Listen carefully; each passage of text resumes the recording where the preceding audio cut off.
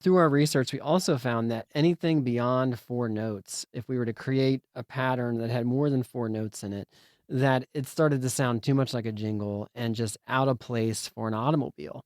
Automobiles are, really just have single tone dings. And so we knew we couldn't stray too far from that, or we would start sounding too much like a cell phone or, something out of context.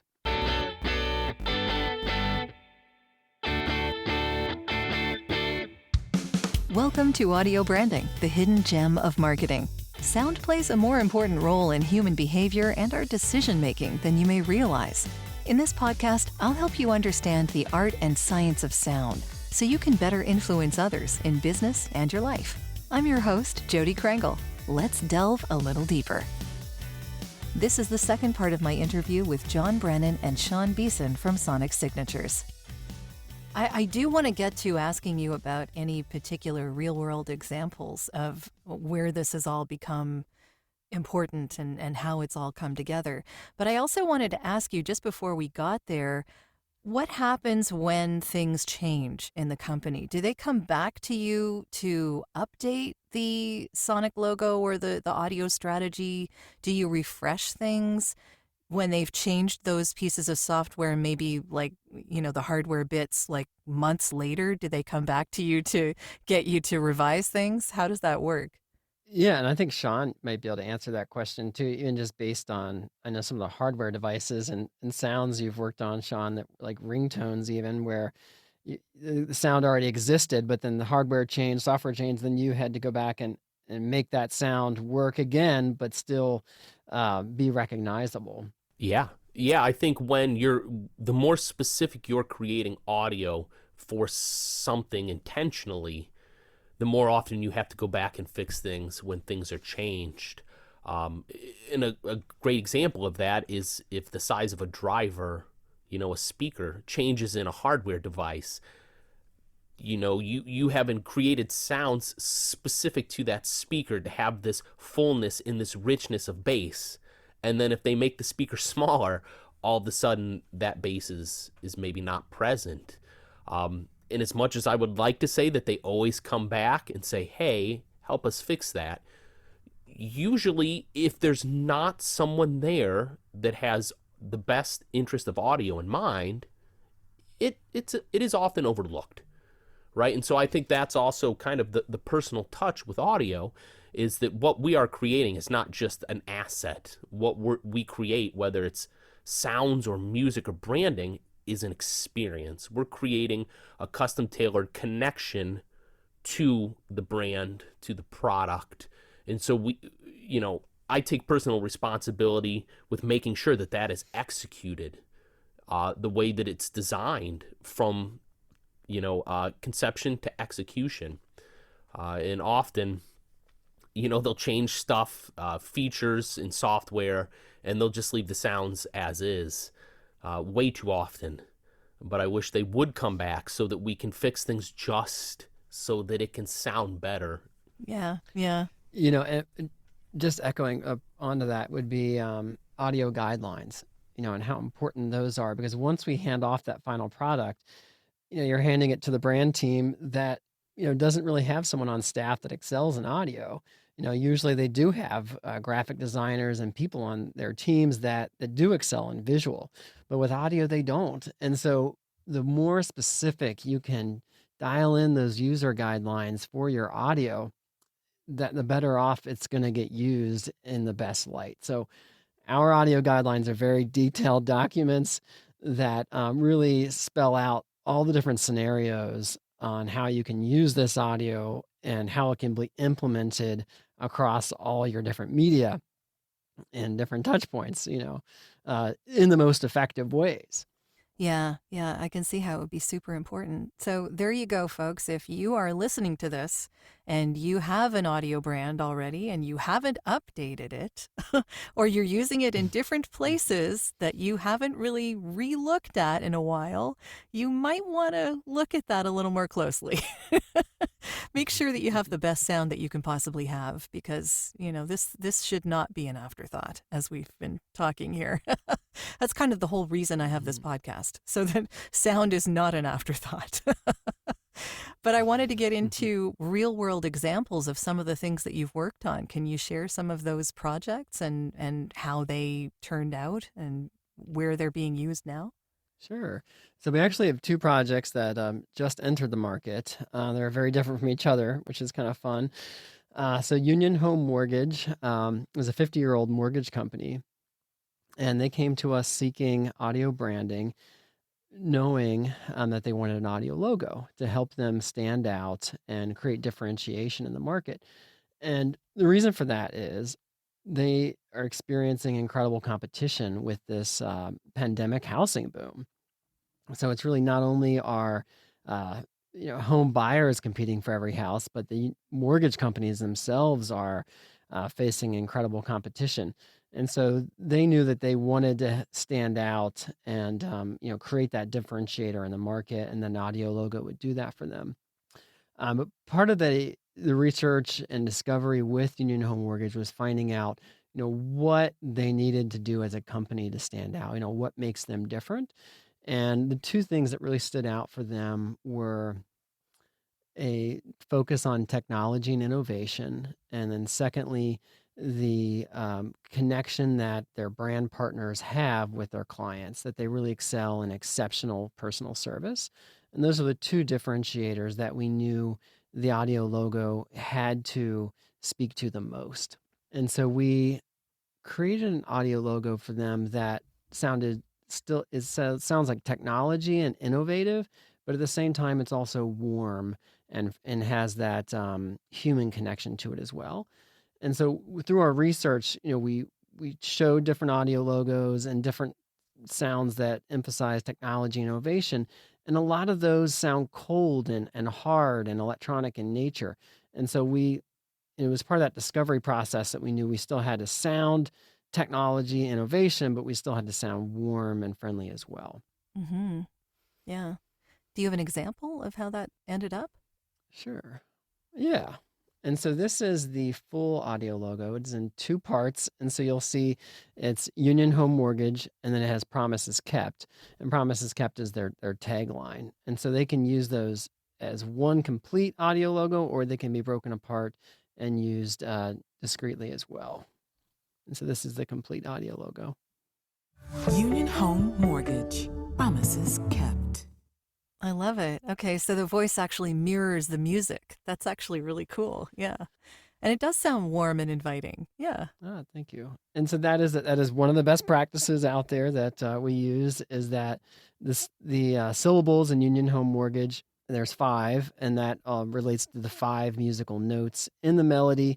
And then obviously her voice is timed to that as well. And so you kind of get that reinforcement from both a melodic standpoint and a spoken standpoint. Mm-hmm. And I imagine at the end of just about any ad they had, you could just play those notes. And once people have heard this enough times, they'll just be able to clue in that that's who it is. That's right. And here's what that sounds like. Union Home Mortgage. Yeah, I love it. Yeah. Nicely done. So they're using it now? This is out in the market right at the moment? It is. Yeah. And so that's nationally throughout the United States. Okay. And have they gotten any feedback from it yet? Do you know? That's a great question. When I talked to the CMO last month, she was just very, very happy with the performance and the reaction so far. Great. Yeah. Are you looking for ways to improve your company's or podcast's impact? You'd be surprised how powerful the use of an intentional audio branding strategy can be. Want to know more? I have a free downloadable PDF that gives you my 5 tips for implementing an intentional audio strategy at voiceoversandvocals.com/audio-branding-strategy. That location does ask to put you on a mailing list, just to send you updates on when the new podcasts come out. But if you really don't want to give your email out, I understand. Just contact me directly. My email is all over my website, and I'll make sure you get that PDF without needing to sign up anywhere. If you do sign up, though, you also get access to a resources section called The Studio, where I have videos, white papers, and PDFs, discounts from my guests, and snippets of audio from my guests that no one else gets to hear. So maybe it's worth your while. Totally up to you. And of course, if you're looking for voiceovers, you can get in touch with me about that too. Now, back to the podcast. Yeah, that kind of industry, like you're saying, it can be very competitive. So definitely being able to differentiate yourself in that market is a very good thing. And I think that brand will last them quite some time, even beyond the voice itself, because once they've used this enough, you don't have to hear the tagline. You just hear the notes and you'll recognize who it is and what they do. Yeah, and part of the guidelines we were talking about earlier is so Union Home Mortgage does a lot of sports sponsorships, and so they actually do have celebrities who do some of the voiceovers for their TV commercials, and so that was a rare exception where we said, well, in those commercials, the celebrity should actually voice the Union Home Mortgage audio logo as well, Oh, yeah. and so it creates that secondary endorsement of the brand, and it's a contiguous advertisement as well. I'm curious about something actually. When you're playing that in certain areas of the country, do you use different instruments, or is it all the same logo? I'm wondering how dynamic this can be. I'm assuming you could Yeah. change the instruments if you wanted to. You could speed it up, you could slow it down. I don't know what, make it a minor note, make it a major note, hmm Yeah, and I think especially if this were international and going throughout the world, you could definitely do regional plays Mhm. on the music, different instrumentation. There's some great examples out there, Mastercard Yeah. being one of them, where they obviously have changed the brand theme and audio logo to match the different regional music where it plays.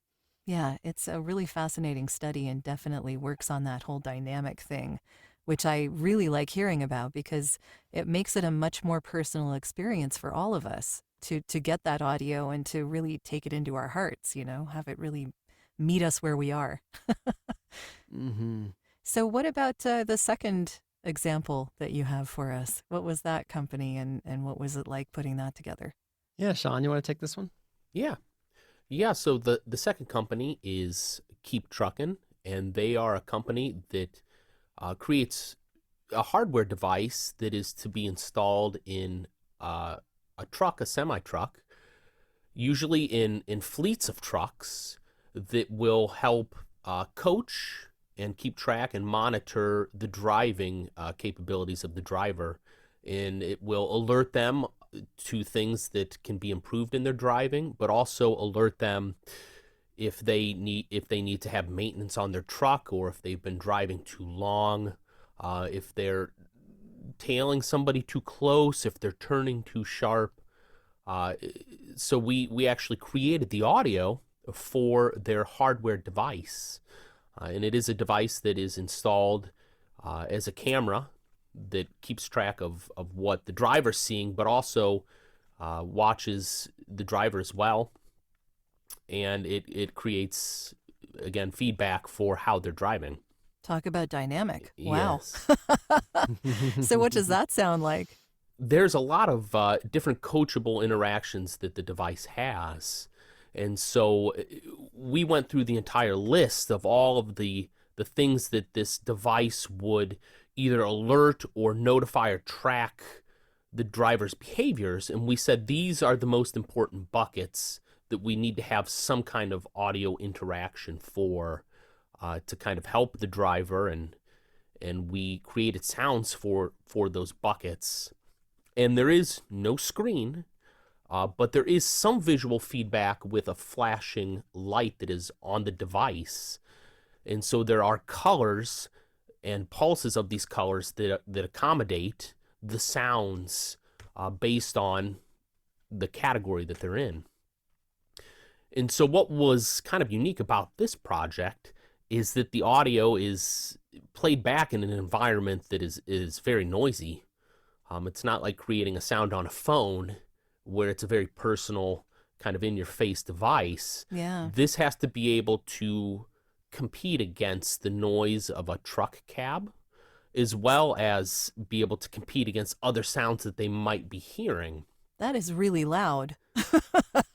It is quite loud. Yeah. And the sounds needed to be different than the sounds you would hear from like a dashboard alert, if it's check your engine, or your oil pressure's low or whatever. Sure. It needs to match that ecosystem, but it needs to be set apart.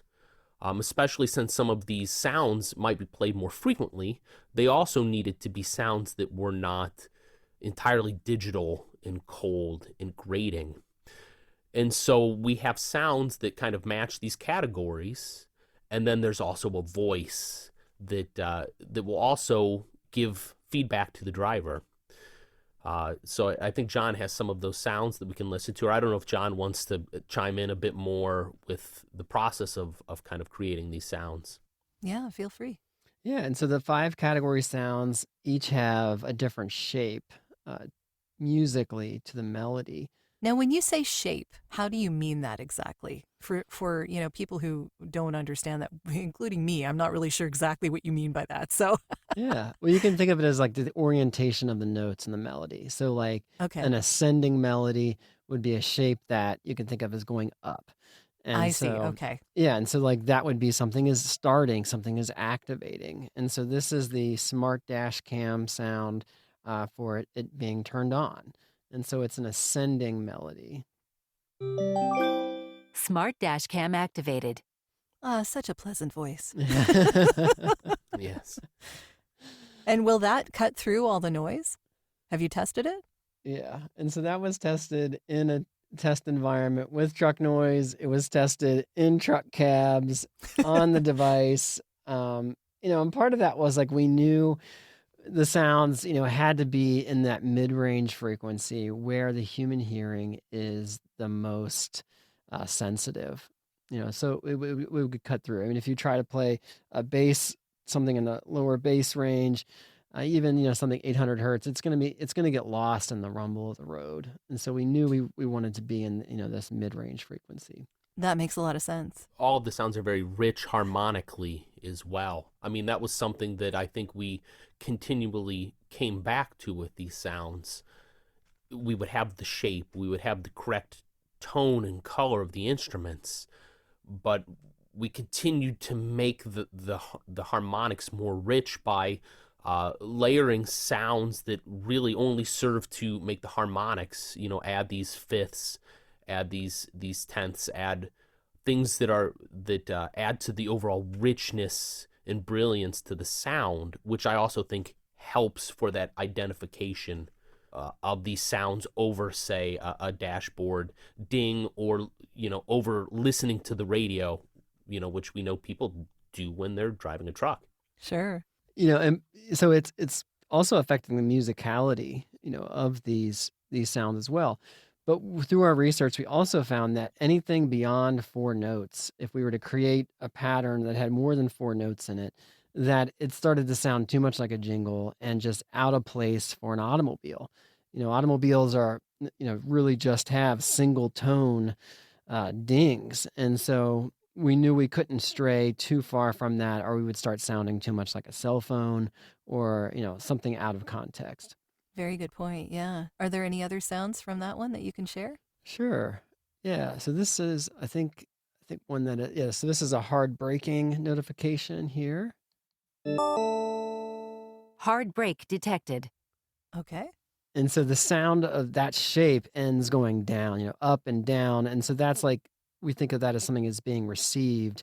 And so that is an after the fact notification that you just hard braked. We're letting you know that, that event was received. Mm-hmm.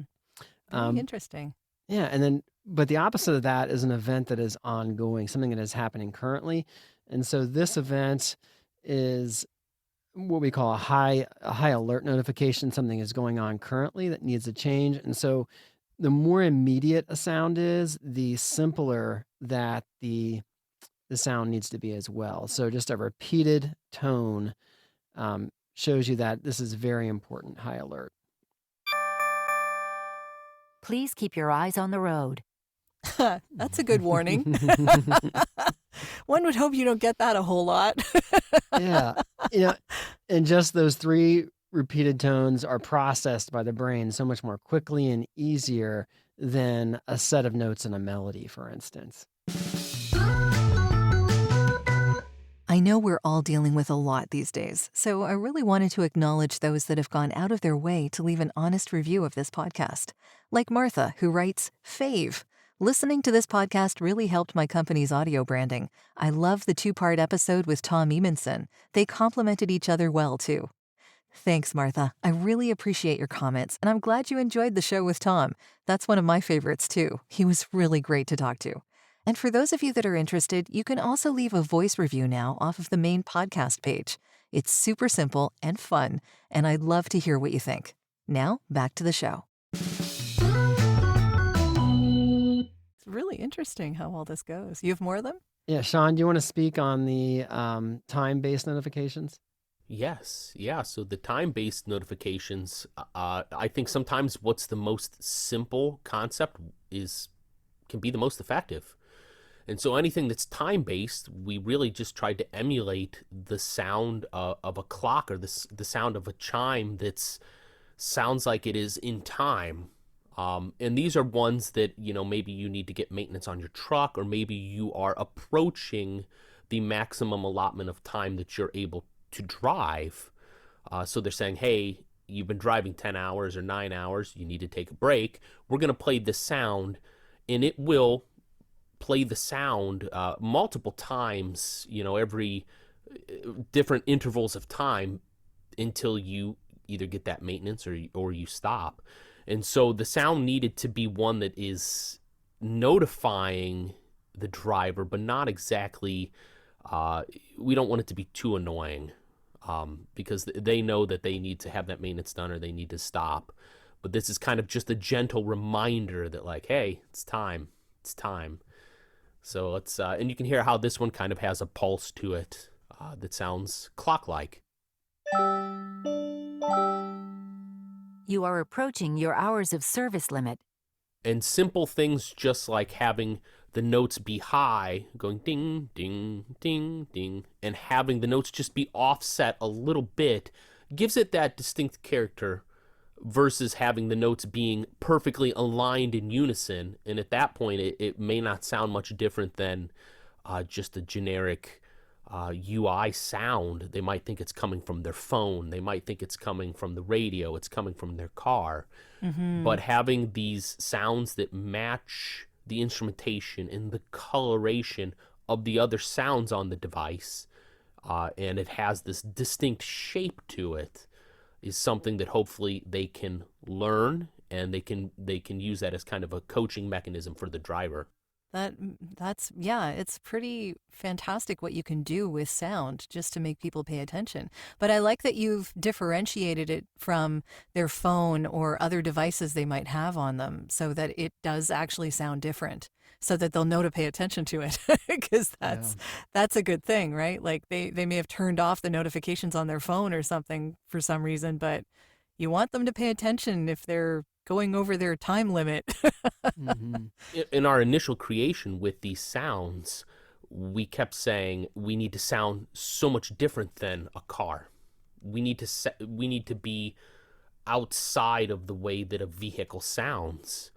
And we continually revised these sounds, even though the shapes and the melodies would stay the same. The orientation of the notes would stay the same.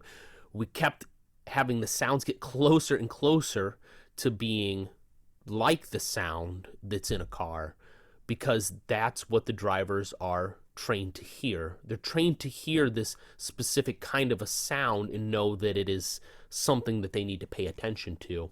And so it was that fine line of not being like that, but being enough like that it's something that they're familiar with. And that's all part of the iterative process of creating and discovering and finding out what can be the most effective. Yeah. And I was just going to chime in on that and basically say that, it's that type of discovery that is so important to have the composers, the designers in the room, because if you or working with a larger company that you're just working with their staff producer, it's managing multiple jobs. They might create a brief. That information is going to get lost, in between the lines. But by having the experts in the room who are actually creating the sounds, you can have that back and forth iterative discussion on, what is the long-term most effective solution. Yeah, it's good to have all the input from everyone who is really involved in the company as well, because they kind of know the character of it as well and can help you guys understand that so that you can put it into the sounds. It just makes a lot of sense. So what are you guys working on now? I mean, you talked about that proposal that you just put in. Is there anything else that's coming down the pike in the next little while? Oh, it's Or the next long while? Yeah. Who knows when this podcast will come out? Oh, that's true. Yeah. Well, hopefully one of these proposals will land, and we've got multiple out there right now, and hopefully by the time this airs, we'll be on to the next one. Great. Yeah. And how can people reach out to you, find you on the web, find you on social? SonicSignatures.io is the website, and Sean Beeson and Jon Brennan are both on LinkedIn, and we will get right back to you. Fantastic. Well, thank you so much. This has been really educational. Oh, I loved hearing the sounds too, because that was just, the real world examples are always nice to hear, to see how it all turns out, Mm-hmm. Yeah, thank you for having us on. Great. Yeah, thank you, Jody. Thanks so Yeah. much. Well, that's the end of this episode. Thanks for listening. And if you like what you heard, why not tell a friend about this podcast? It's available in all the usual locations. Until next time.